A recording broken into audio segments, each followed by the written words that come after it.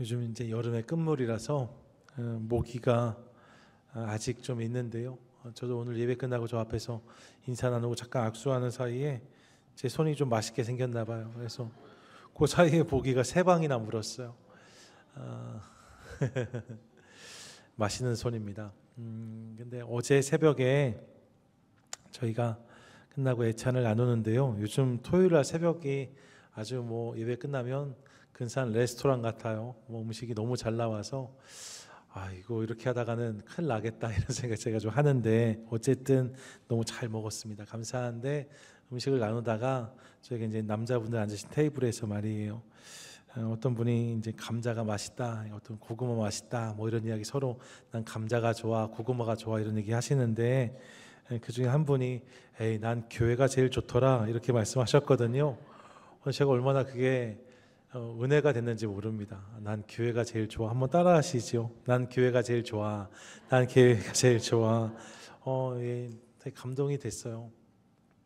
그렇게 주님과 교회를 사랑하고 또 섬기면 하나님께서 그 삶 가운데 일하시겠다 그런 소망이 생겼거든요. 우리 삶 가운데도 날마다 내가 주님을 가장 사랑합니다. 교회를 사랑합니다. 이런 고백이 삶 가운데 담길 수 있기를 간절히 소망합니다. 아멘. 우리 그 기대를 가지고 오늘 말씀으로 나아가시지요. 역사의 이야기들 속에 등장하는 왕들이 있습니다. 조선에도 왕들이 있었죠. 조선 왕조 실록이라는 책을 보면 여러 왕들이 언급되어지는데 모두가 다 왕이지만 사실 똑같은 왕은 아닙니다. 그 중에 업적을 평가받는 왕이 있는가 하면 그렇지 못한 왕들도 있어요. 조선 왕들 중에는 태조, 사람마다 좀 평가가 다를 수 있지만 제 개인적으로 세조도 조카에 대해서 몹쓸 짓을 하였지만 그래도 업적이 있지 않나. 영조, 정조 이런 왕들 평가할 만한 왕이지 않을까 싶습니다. 그리고 세종이 있죠. 대왕이라 불릴 만큼 탁월한 왕이었던 세종대왕, 우리가 평가할 때 업적이 있는 선한 왕으로 이야기할 수 있습니다. 그런가 하면 아쉬웠던 왕들도 있어요. 흔히 군이라 불리는 연산군이나 광해군 같은 왕들이 그런 왕들이죠. 역사에서 좋게 평가받지 못하는 이들이 있는 것을 확인합니다. 조선만 그런 게 아니라 이스라엘의 역사도 마찬가지예요. 이스라엘에서 남유다로 이어지는 거대한 다윗 왕조의 흐름을 보게 되면 그 안에서 악한 왕들도 물론 있었던 것을 확인합니다. 므낫세나 아하스 같은 왕들 좋게 평가할 수 없지요. 북이스라엘 다 나쁜 왕들이었는데 남유다에서도 손꼽히는 왕들이 몇 명 있었거든요. 이런 사람들 그런 왕이라고 할 수 있습니다. 그런가 하면 이스라엘과 남유다에 평가받을 만한 선한 왕들이 있어요. 몇몇이 있는데 그 중에 3사람을 특별히 뽑으라 하면 크게 이견이 없습니다. 다윗이 그렇고요, 히스기야가 그렇고 요시야가 그런 왕이라고 할 수 있어요. 저들이 왕으로 섬길 때에 이스라엘에 큰 부흥이 있었고 회복이 있었던 것을 우리가 확인합니다. 그런 선한 왕들이 있었다는 거죠. 그 중에 오늘은 히스기야의 이야기를 잠깐 살펴보려고 해요. 잘 아시는 내용인데 기대함으로 말씀으로 들어가 보시지요. 오늘 본문 1절은 이렇게 시작되어집니다. 그때 이렇게 시작되어져요. 그때가 언제인지를 생각해 볼 필요가 있죠. 말씀드렸지만 남유다 왕 히스기야는 손꼽힐 만한 선한 왕이었습니다. 그의 아버지가 아하스였는데 이 아하스는 악한 왕이었거든요. 그럼에도 불구하고 그의 아들 히스기야는 하나님 앞에 선하게 행했던 왕이에요. 그래서 열왕기하 18장의 기록을 보시면 18장 3절에 이렇게 기록하는데요. 히스기야가 그의 조상 다윗의 모든 행위와 같이 여호와께서 보시기에 정직하게 행하였다라고 합니다. 그가 다윗과 같은 왕이었다는 거예요. 4절로 넘어가면 그가 그런 마음 속에서 남유다에 있던 산당과 우상들을 제거했다라고 성경이 기록하고요. 5절로 넘어가 보시면 그가 여호와를 의지했는데 전후로 유다 여러 왕 중에 이런 왕이 없었다라고 기록하고 있습니다. 그러니까 히스기야가 신실한 왕이었어요. 앞뒤로 그런 왕이 전무할 만큼 아주 눈에 띄는 그런 왕이었다는 거죠. 그래서 7절로 넘어가시면 여호와께서 그와 함께 하셔서 형통했다라고 그의 치적을 기록하고 있습니다. 그가 어디로 가든지 형통하였더라. 여러분, 그가 어디로 가든지, 이 기록 기억나세요? 다윗에게 썼던 표현이잖아요. 그가 어디로 가든지 여호와께서 이기게 하셨다라고 기록하고 있는데, 다윗은 이기게 하셨다면 히스기야에게는 형통의 은혜를 주셨다는 거예요. 히스기야의 시대 가운데 그런 은혜가 있었던 거죠. 이게 히스기야 때입니다. 그런데 말입니다, 이 히스기야 때에 저들이 만났던 큰 위기가 있어요. 이게 아수르의 공격이지요. 열왕기하 17장에 보시면 북이스라엘이 아수르 왕에 의해서 멸망당하는 장면이 소개되고 있습니다. 북이스라엘의 마지막 왕이 호세아였는데, 그 호세아 왕 때 아수르가 쳐들어와서 나라가 다 망하는 일이 벌어지게 돼요. 근데 그때 남유다의 왕이 누구였는가? 그게 히스기야였던 거예요. 히스기야 때에 이 아수르가 북이스라엘을 공격해서 멸망시킨 다음에 남유다까지를 넘보게 됩니다. 그 남유다까지 내려와서 성읍들을 공격하기 시작하죠. 18장 13절 보면 이렇게 기록해요. 히스기야 왕 제14년에 아수르 왕 사네립이 올라와서 유다 모든 견고한 성읍들을 쳐서 점령하매 라고 말합니다. 남유다의 여러 성읍들이 아수르 왕의 손에 떨어지게 된 거지요. 북이스라엘이 멸망했고 그 위세로 남유다까지 밀고 온 아수르니까 남유다 입장에서는 버거운 상대였음이 분명합니다.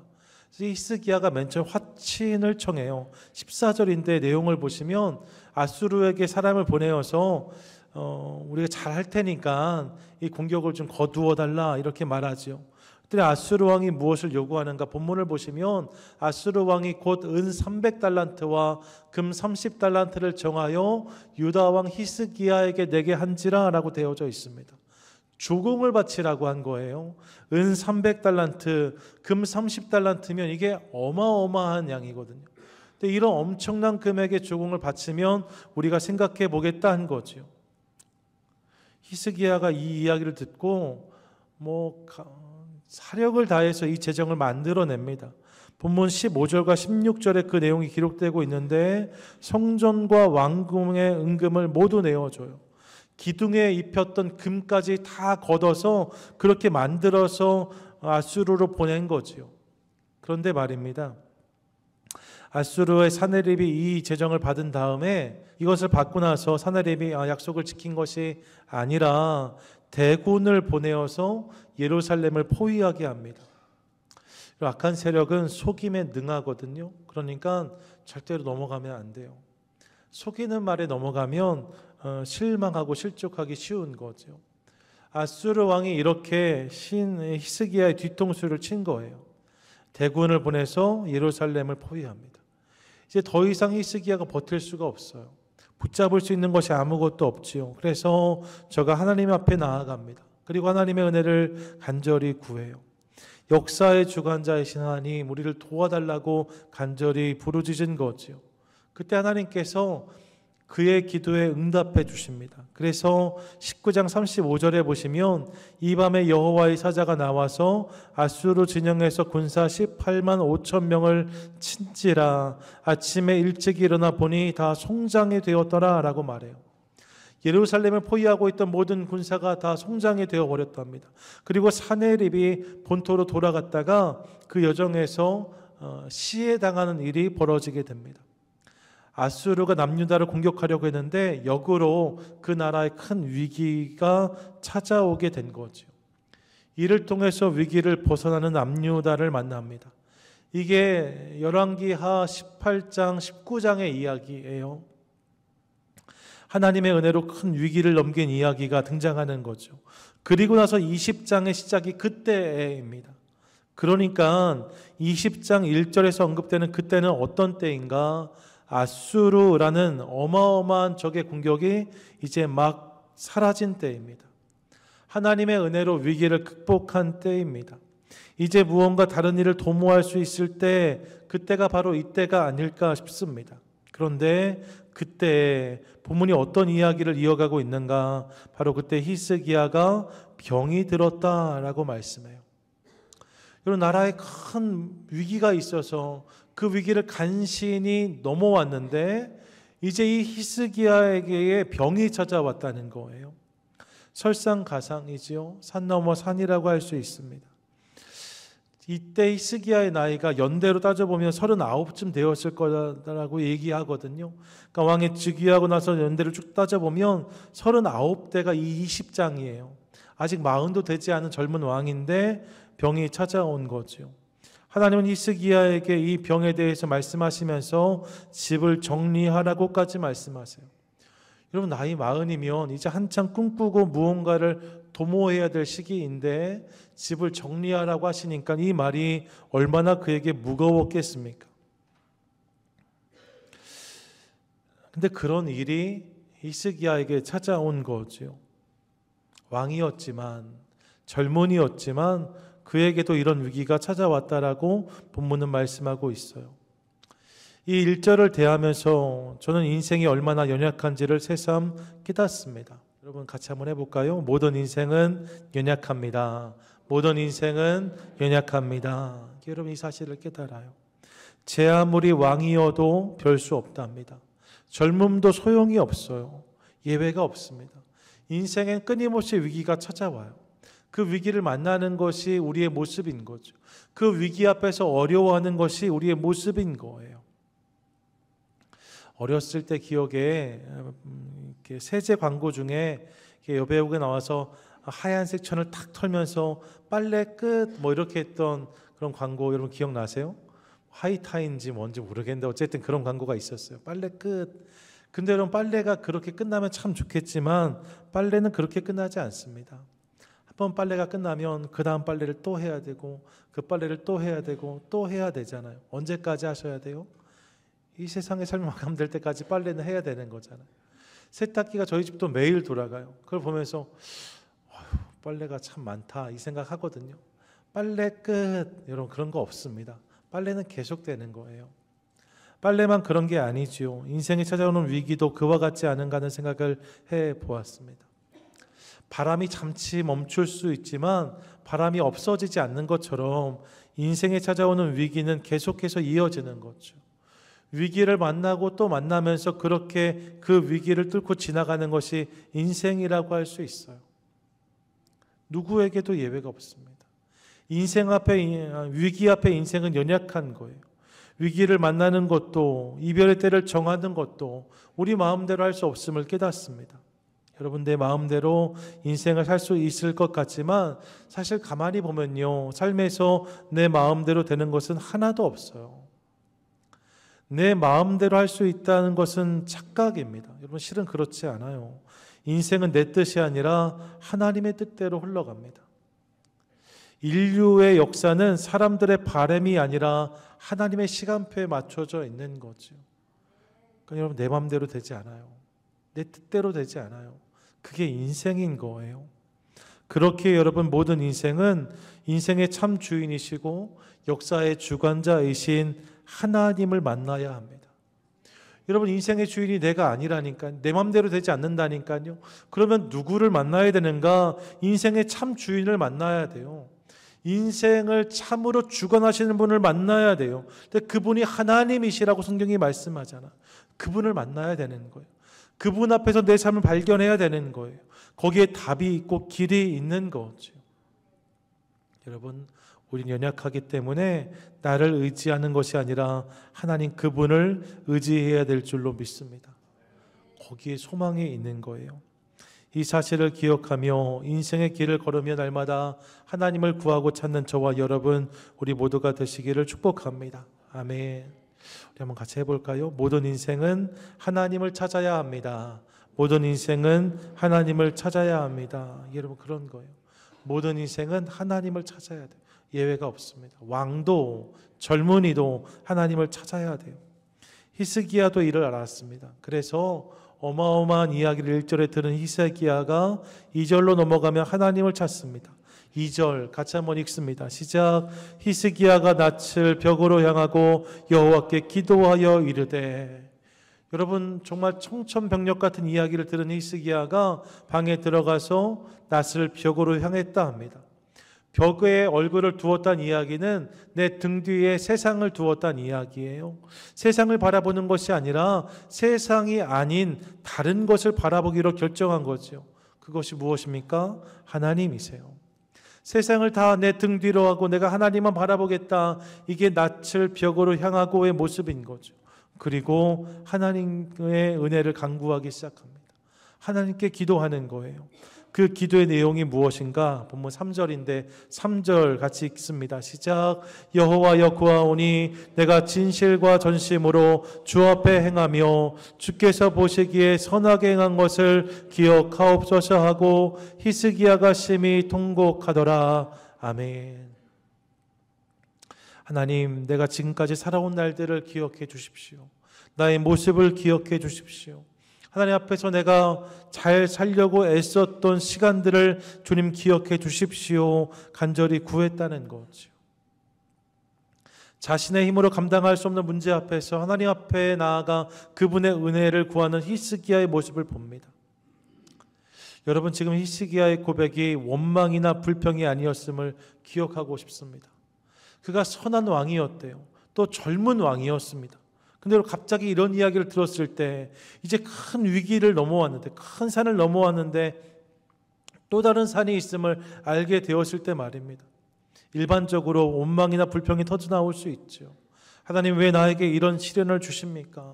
하나님, 왜 나입니까? 하나님, 억울합니다. 주님, 왜 저한테 이렇게 하세요? 그렇게 말할 수 있어요. 그런데 여러분, 히스기야는 그렇게 하지 않았다는 거예요. 철저히 주권자 하나님을 인정하면서, 그것이 그분의 뜻이니까요. 그분의 주권을 인정하면서 그분 앞에 은혜와 긍휼을 겸손히 구하는 히스기야의 모습을 봅니다. 하나님, 도와주세요. 구했다는 거죠.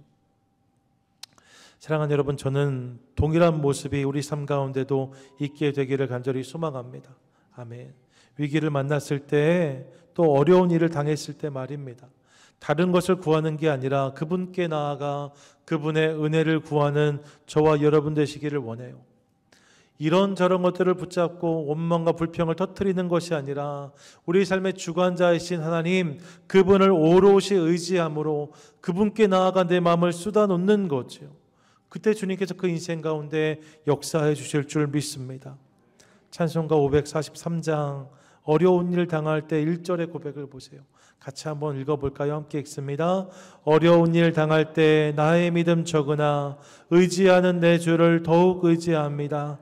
세월 지나갈수록 의지할 것뿐일세 무슨 일을 당해도 예수 의지합니다. 같이 한번 불러볼까요? 어려운 일 당할 때 나의 믿음 적으나 의지하는 예주를 더욱 의지합니다. 세월 지나갈수록 의지할 것뿐일세 무슨 일을 당해도 예수 의지합니다. 아멘. 이것이 우리의 고백이 되고 기도가 될 수 있기를 축복합니다. 아멘. 어려운 일 당할 때 나의 믿음은 작지만 하지만 주님을 기대함으로 주님을 소망함으로 그분께 나아가 그분을 붙잡기 시작할 때에 하나님께서 우리 삶 가운데 역사해 주실 줄 믿습니다. 히스기야가 그렇게 했다는 거예요. 주님께 나아가 하나님 은혜를 구한 거죠. 그랬더니 하나님의 은혜가 그의 삶 가운데 임하는 것을 깨달아요. 여러분, 히스기야가 구한 것은 당연한 것이지만 하나님이 응답하지 않으셨다면 이 기도는 무용할지 몰라요. 그런데 하나님께서 히스기야의 기도에 응답해 주셨습니다. 우리 하나님은 응답하시는 하나님이세요. 믿으십니까? 아멘. 그분이 히스기야에게만 응답하시는 것이 아니라 우리 모두에게도 응답하시는 하나님이신 것을 믿으시기 바랍니다. 아멘. 같이 한번 고백할까요? 하나님은 모든 인생에 응답하시는 분이십니다. 하나님 모든 인생에 응답하시는 분이십니다. 하나님 응답해 주신 거죠. 어떻게 응답하십니까? 본문 5절과 6절의 말씀이에요. 여러분 이 말씀을 우리가 좀 기대와 소망을 가지고 함께 읽도록 하겠습니다. 5절 6절 함께 읽습니다. 너는 돌아가서 내 백성의 주권자 히스기야에게 이르기를 왕의 조상 다윗의 하나님 여호와의 말씀이 내가 내 기도를 들었고 내 눈물을 보았노라. 내가 너를 낫게 하리니 내가 3일 만에 여호와의 성전에 올라가겠고 내가 내 날에 15년을 더할 것이며 내가 너와 이 성을 아수르 왕의 손에서 구원하고 내가 나를 위하고 또 내 종 다윗을 위함으로 이 성을 보호하리라 하셨다 하라 하셨더라. 아멘. 여러분 한 구절 한 구절이 얼마나 은혜가 되는지 모릅니다. 히스기야에게 이 외침이 얼마나 큰 감격이었을까요? 내 기도를 들었고 내 눈물을 보았노라. 내가 너를 낫게 하리니 내가 여호와의 전에 올라가겠고 내 나를 더할 것이라. 내가 너를 구원하고 내가 이 성을 보호하리라. 아멘. 여러분 이것이 우리 가운데 동일한 음성으로 들려지게 되기를 간절히 소망합니다. 내 기도를 들었고 내 눈물을 보았노라. 내가 너를 낫게 하리니. 히스기야의 삶 가운데 이런 응답이 임하게 된 거예요. 그리고 그의 삶이 그렇게 연장되는 것을 우리가 확인하게 됩니다. 천지 만물을 지으신 하나님께서 내 기도를 들으셨다니까 거기에 역사가 시작되어지는 거지요. 그 하나님이 내 눈물을 보았다 하시니까 거기에 은혜가 담기는 것을 깨닫습니다. 내가 너를 낫게 하겠다 하시면 그곳에 회복의 은혜가 임하는 거예요. 이 사실을 기대하며 하나님을 바라보는 저와 여러분 될 수 있기를 소망합니다. 아멘. 건강의 영역만 그런 것이 아닙니다. 우리 삶에 이런저런 문제들이 끊임없이 찾아오잖아요. 그런 문제들 말입니다. 그런 어려움들을 당할 때 날마다 꺼서 주님께 올려드리는 저와 여러분 될 수 있기를 소망해요. 주님께서 우리가 아무리 고민해도 풀리지 않는 문제들 말입니다. 아무리 근심해도 열리지 않는 문제들, 주님께서 우리의 기도를 들으시면, 주님께서 우리의 눈물을 보시면, 주님께서 우리의 상황 가운데 찾아오시면 열리고 풀어질 것을 믿습니다. 아멘. 믿습니다. 아멘. 여러분 우리의 문제는 내 손에서 풀릴 때가 아니라 하나님 손에서 풀어질 때 은혜가 되는 거예요. 이 사실을 기억하며 우리 삶에 있는 모든 문제들, 가정의 문제도 있고 자녀들을 향한 고민들도 있고 사업과 직장의 염려들도 있을 수 있는데 이 모든 것들을 하나둘씩 주님께 올려드림으로 오늘 고민하는 문제들이 하나님 안에서 간증의 거리가 되고 감사의 이유가 되는 복된 성도 저와 여러분 되시기를 축복합니다. 아멘. 히스기야가 그런 은혜를 누렸다 본문이 이야기하는 거죠. 감격입니다. 분명히 히스기야에게 어려운 일이 선포되면서 1절이 시작되어졌는데 6절에서 결국 그의 삶 가운데 치료의 은혜가 임하는 것을 봐요. 동일한 이야기가 우리 삶 가운데 허락되기를 소망합니다. 오늘을 살아가는 은혜의 주인공이 되는 거죠. 여러분 이런 소원이 우리 가운데 있어요. 그런데 말입니다. 이게 히스기야의 이야기인데 열왕기하 20장을 보시면 이 20장의 이야기가 이것으로 시작되어지지만 히스기야의 병이 고침을 받았다는 이야기로 끝나지 않는다는 사실을 또한 깨닫습니다. 히스기야가 병들었다가 낫게 되었는데 본문 12절을 보시면 아수르 너머에 신은 강국으로 일어섰던 바벨론이 이 히스기야의 이야기를 들어요. 그러니까 아수르가 그 당시에 가장 강국이었는데 아수르가 북이스라엘 멸망시키고 남유다까지 내려왔던 거잖아요. 그리고 이 아수르의 동쪽에는 바벨론이란 나라가 막 이제 일어서고 있었거든요. 적의 적은 아군이니까 이 아수르란 나라의 양쪽이 다 적대국이니까 바벨론과 이스라엘은 관계가 있는 거죠. 그런 상황 속에서 남유다 왕 히스기야가 병이 들었다는 이야기를 듣고서 바벨론 왕이 사절단을 보낸 거예요. 힘내라고, 빨리 회복하라고 사신들을 보낸 거죠. 이게 12절의 내용입니다. 여러분 바벨론에서 남유다까지의 거리가 상당해요. 그러니까 사절단이 출발했을 때에 분명 히스기야는 와병 중이었을 것입니다. 그 이야기를 듣고 출발을 한 거잖아요. 그런데 여러분 그 사이에 어떤 일이 있었어요? 히스기야가 하나님의 은혜를 구했고 하나님의 은혜로 그의 삶 가운데 회복의 은혜가 임하게 되었습니다. 병이 낫게 된 거예요. 그래서 아픈 병든 히스기야를 생각하며 사신들이 찾아왔는데 이 사절단 앞에 선 히스기야는 건강한 히스기야였던 거죠.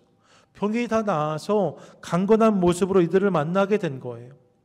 바벨론 사신들 입장에서는 얼마나 놀라웠을까요? 어떻게 이 왕이 이런 생각하지 않았을까 싶습니다.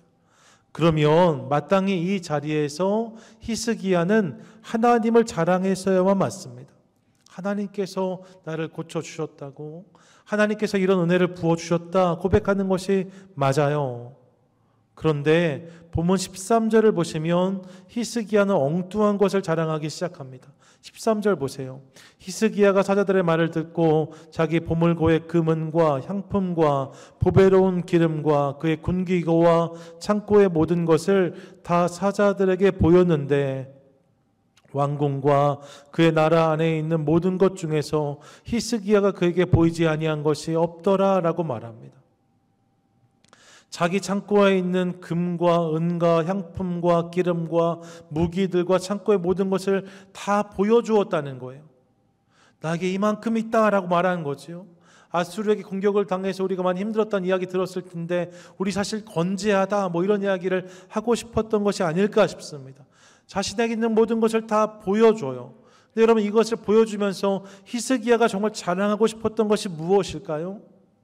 저는 자기 자신이었던 거예요. 내가 이 정도의 왕이다 이 말을 하고 싶었던 거죠. 여러분 지금 히스기야가 서 있는 자리는 하나님을 자랑해야 마땅한 자리였다고 말씀을 드렸어요. 근데 그 자리에서 자신을 자랑했던 히스기야를 보는 거죠. 아쉬운 선택을 저가 했다고 성경이 말씀해요. 그래서 하나님이 히스기야에게 다시 사람을 보내셔서 내가 지금 바벨론에게 보여준 모든 것을 바벨론이 빼앗아 갈 것이라는 예언의 선포를 듣게 하십니다. 하나님을 자랑했어야 되는데 하나님을 자랑하지 않고 스스로를 자랑한 히스기야에게 경고의 메시지를 주신 거예요. 그리고 실제로 오늘 열왕기하 20장인데 이제 25장에서 열왕기하가 끝나거든요. 근데 그 사이에 남유다가 그렇게 멸망당합니다. 누구에게요? 바벨론에게. 바벨론이 실제로 이 남유다의 모든 것을 다 빼앗아가 버린 거죠. 그 일의 시작이 20장 말미에 있는 것을 확인하게 되는 거예요. 이게 참 아쉽습니다. 지금까지 신실하게 잘 살아온 히스기야였는데 은혜로 저에게 주어진 추가 시간을 선용하지 못한 거죠. 은혜로 하나님이 추가 시간을 주셨는데 그 추가 시간 속에서 이 히스기야가 득점을 하지 못하고 실점을 한 게 아쉬워요. 어제 축구 보셨어요? 손흥민 토트넘 보셨어요? 추가 시간이 12분 주어졌는데 1대0으로 지고 있다가 2골 넣어서 이겼거든요. 그래서 어제 뉴스가 계속 올라오더라고요. 여러분 추가 시간이 주어지면 그 시간을 잘 선용해서 득점을 해서 이기는 싸움을 해야 되는데 히스기야가 큰 실점을 했다는 거죠. 이 부분이 너무 아쉽습니다. 그런 맥락에서 열왕기하 20장 전체를 볼 때 히스기야가 병 고침 받았다는 것도 물론 중요한 메시지이지만 본문을 통해 주님께서 주시는 더 중요한 메시지가 있다는 사실을 깨닫습니다. 그것이 무엇인가? 여러분 인생에 있어서 말입니다. 얼마나 사는가도 물론 중요하지만 이보다 더 중요한 것이 어떻게 사는가인 것을 깨달아요. 같이 한번 읽어볼까요? 함께 읽습니다. 얼마나 사는가보다 어떻게 사는가가 더욱 중요합니다. 여러분 얼마나 사는가의 문제도 중요한 문제입니다. 저는 우리 교회 가족들 모두가 더욱 강건하고 장수하실 수 있기를 원해요. 하나님께 오래 쓰임받는 인생으로 우리 모두가 설 수 있기를 소망합니다. 예, 여러분 그런 소원이 있어요. 그렇게 기도합니다. 그런데 여러분 얼마나 사는 것보다 더 중요한 것이 있답니다. 그게 뭐예요? 어떻게 사는가의 문제라는 거예요. 나에게 주어진 날들을 하나님 앞에서 내가 어떤 모습으로, 어떤 자세로, 어떤 태도로 살아가는가, 그것이 사실 더 중요하다는 거죠. 시간의 양도 물론 중요하지만 시간의 질은 훨씬 더 중요해요. 그 시간의 질을 채워가는 것, 그것을 주님께서 기대하고 바라신다는 거죠. 실제로 성경을 보시면 성경은요, 인생에 있어서 하나님께 속했던 시간들을 중심으로 우리에게 하나님 이야기를 들려주는 것을 확인하게 됩니다. 아브라함을 보시면 그가 본토 친척 아비 집을 떠날 때 75세였어요. 이전에 살았던 75년의 시간이 있었는데 성경이 이 75년의 시간을 우리 가운데 소개하지 않습니다. 아브라함의 이야기는 하나님의 부르심에 반응했던 75세 때부터 시작되어져요. 하나님 안에 있었던 시간을 성경이 기억하는 거예요. 모세 역시 미디안 광야에서 하나님께서 그를 부르실 때 그의 나이가 80세입니다. 이전의 이야기가 물론 단편적으로 소개되지만 모세의 이야기 대부분은 80세 이후에 하나님 손에 붙들렸던 시간들을 성경은 우리에게 들려주고 있습니다. 사사들의 이야기 역시 저들의 인생 전체가 아니라 하나님께 쓰임받았던 시간들을 성경 우리 가운데 보여주고 있고, 열왕들의 이야기도 하나님 앞에서 저들이 어떤 삶을 살았는지가 관심이에요. 저들이 얼마나 살았는지보다 저들이 어떻게 살았는지를 성경이 보여주고 있다는 거죠. 예, 여러분, 어떻게 사느냐가 중요합니다. 얼마나 사는지도 중요한 일이지만 더 중요한 것은 어떻게 사느냐의 문제예요. 나에게 주어진 오늘을 내가 어떤 모습으로 어떻게 살아갈 것인가, 그것이 주님의 관심이고, 그 관심에 반응하고 그렇게 주님 앞에서 우리의 오늘을 결단하기 시작할 때 그 삶을 통해 주님은 역사하시는 것을 믿으시기 바랍니다. 아멘. 그러니까 여러분, 얼마나도 중요하지만 어떻게 살지를 날마다 결단하는 성도 되실 수 있기를 소망해요. 시편 90편 10절에 이렇게 말씀하거든요. 같이 한번 읽습니다. 시작. 우리 연수가 70이요 강건함은 80이라도 그 연수의 자랑은 수고와 슬픔뿐이요 신속히 가니 우리가 날아가나이다. 아멘. 여러분, 이것이 우리의 실상이랍니다. 우리 인생이 긴 것 같지만 사실 그렇지 않다는 거예요. 70을 살고 80을 살고 90을 살고 100세를 살아도 인생은 짧은 거라는 거, 신속히 간다고 말합니다. 그러면서 하나님 밖에서 이 날들을 산다면 그 시간에 채울 수 있는 것은 수고와 슬픔뿐이라고 고백하고 있어요. 긴 시간을 사는 것 같지만 하나님 밖에 있는 인생은 이 시간 속에 수고와 슬픔만을 쌓아가는 거죠. 그 아무리 오래 살아도 사실 별 의미가 없습니다. 중요한 것은 어떻게 사는가예요. 하나님 앞에서 어떻게 살아가는가. 그 날들 속에 수고와 슬픔이 아니라 기도를 쌓고 예배를 쌓고 주님을 향한 마음을 쌓아가는 저와 여러분, 우리 모두가 될 수 있기를 원합니다. 주님, 그런 인생을 기억하시고 바라보신다는 거죠. 오늘 말씀 앞에서 하나님, 나의 오늘이 주님 앞에서 날마다 결정될 수 있기를 소망합니다. 그렇게 기도하는 저와 여러분 될 수 있기를 원합니다. 아멘. 오늘 히스기야의 이야기를 나누었어요. 여러분, 그가 병에서 고침받은 이야기, 위기를 벗어난 이야기, 문제가 풀어진 이야기가 우리 가운데 은혜가 됩니다. 동일한 일들이 있어지기를 원해요. 하나님께 간절히 구함으로 그분의 은혜가 오늘 우리 삶 가운데 부어질 수 있기를 축복합니다. 내가 너의 기도를 들었고 너의 눈물을 보았노라. 내가 너를 고치리라. 여러분, 이 말씀을 오늘 삶에서 경험하는 저와 여러분 되시기를 축복합니다. 아멘. 그런데 여러분, 거기서 끝나는 것이 아니라 그런 은혜가 내 삶 가운데 주어졌다면 이제 여러분 그 시간을 주님 앞에서 거룩하게 결단하는 은혜도 있게 되기를 원해요. 어제보다 오늘 주님을 더 사랑하겠습니다. 어제보다 오늘 주님을 더 예배하겠습니다. 어제보다 오늘 주님께 더 쓰임받는 인생이 되기를 원합니다. 날마다 아침에 눈 뜰 때 이 결단을 드리기 시작할 때 우리의 모든 날들이 주님께서 보시고 받으실 만한 날들이 되게 될 줄로 믿습니다. 이를 통해 하나님께 큰 영광을 올려드리고 하나님의 기쁨과 소망이 되어지는 복된 인생을 살아가는 저와 여러분, 우리 모두가 되시기를 주님의 이름으로 간절히 축원드립니다. 아멘.